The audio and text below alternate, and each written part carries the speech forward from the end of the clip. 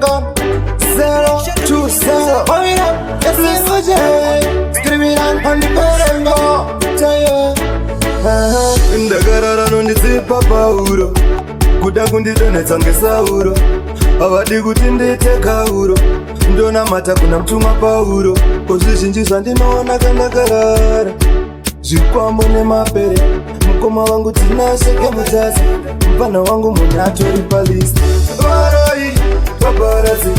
havadi kuti ndiende folazi vanofarirawo kudonha kwangu kutofara vachiwana misodzi yangu varoi paparazzi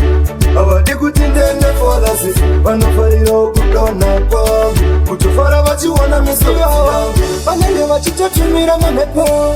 vachindirovesaini nezvipoko iko zvino kumeswango vamakoko kuita sezvinonzi yakachapoto chandakatadza ndizive ndingori murima handione isetarirayo upenyu hwangu mumwoyo mune bundu haripore varoi paparazzi havadi kuti ndiende folazi vanofarirawo kudonha kwangu kutofara vachiwana misodzi yangu varoi paparazzi havadi kuti ndiende folazi vanofarirawo kudonha kwangu kutofara vachiwana misodzi yangu ndakarara nondizipa pauro kuda kundidonetsa ngesauro havadi kuti ndiite kauro ndonamata kuna mtumwa pauro kozvizhinji zvandinoona kandakarara zvikwambo nemapere